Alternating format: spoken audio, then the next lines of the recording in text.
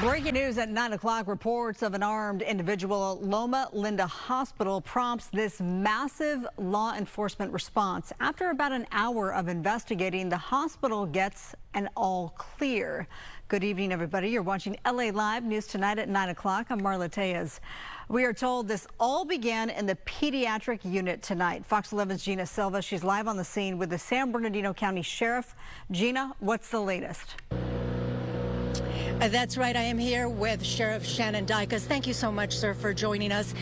When we saw the massive response by law enforcement, we knew it had to be serious. Please describe the call that prompted that. So, Gina, tonight at about 6:06 p.m., we received a call from a caller that said he was armed with an AR-15 and also had a bomb, and that was suffering from a mental health crisis and hearing voices, and those voices were telling him to come in here to the Children's Hospital and shoot people up. And he said he was actually at the hospital? Yes. Our understanding from that call is that he was here at the hospital. That's what he claimed.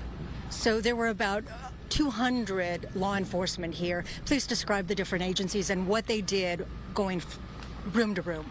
Sure. Law enforcement in California, unfortunately, has to train for events like this.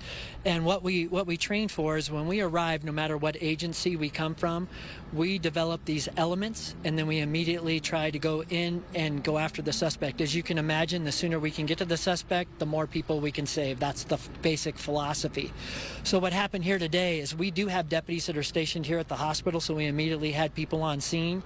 And then our allies and other deputies from my other stations started arriving within minutes here at the hospital.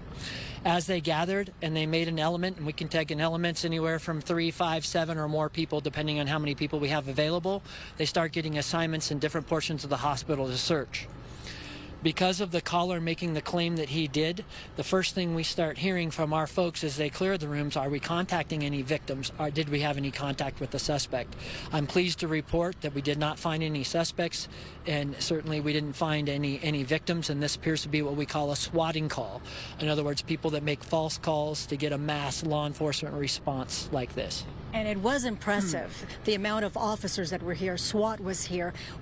Quite a response here that was obviously needed, because if that had been true, I mean, it was terrifying. How were the nurses, how were the patients handling all of this? Gina, I couldn't be more proud. You mentioned the law enforcement response, and we're talking agencies from across my county, Riverside County, the California Highway Patrol, just an amazing response. But I think a lot of the focus, I'm listening to this call live as I'm traveling here for this specific incident. But while I'm listening to this, I'm hearing the law enforcement officers, and what they're saying is that the nurses and medical staff here had actually barricaded themselves with their patients and their families, protecting them behind locked doors. And it was very obvious, you know, they're heroes just treating kids and seeing the things that they see day in and day out. But now to have to physically protect those families and those kids, nothing short of amazing by the staff here. Absolutely. And I understand that they train for this, that they're prepared to fight in a case like this. Sure. So there's a number of things, and we talk about this, you know, run, hide, or fight. And they certainly demonstrated that here today. And I think law enforcement as a whole and the way we train, it's unfortunate that we have to train for events like this, but of course we hear really across the nation about these types of events occurring. And at this hospital, as large as it is, with the children that are here, I mean, this could have been catastrophic. And I'm very proud. Number one, I'm very relieved that this ended up being a false or a swatting call, but I'm very proud of everybody involved, both the hospital staff and the law enforcement that responded. And I'm so appreciative to all of our allies for coming to the aid of this community, and again, thankful that this was false. Going back to that terrifying call, you heard it as you were coming here. What were you feeling as you're hearing this? Well, what I'm imagining, of course, is this hospital, they're helpless victims, are potentially helpless victims. So you're thinking about the devastation that somebody that could do the things that they were threatening to do. So the biggest thing is to get here and stop that. And again, that's what we train for. We have deputies that were here. They immediately responded. So going through the process and clearing, and you can imagine, I mean, if you think of your own house, but think of a building the size of this hospital. Massive. Closets, broom closets, under beds, under furniture, under desks. So the search process is certainly difficult. And then what we're also trained to do, had this been an active shooter, obviously we're going to go to gunfire.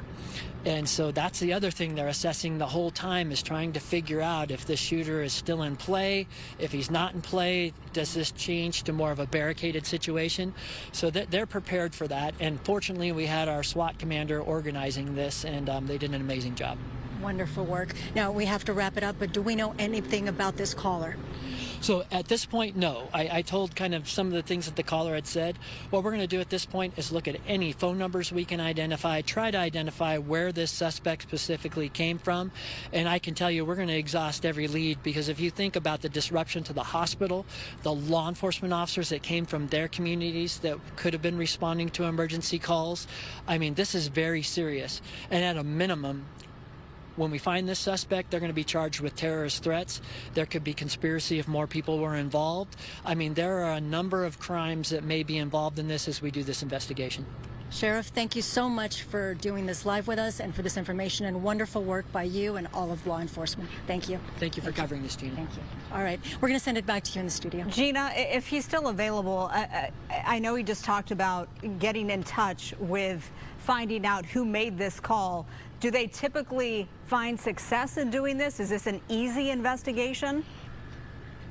Marla Tejas is asking if this is an easy investigation. When you have a swatting call, how difficult is it to find the person who made the call? No, that's a phenomenal question, because they're very difficult.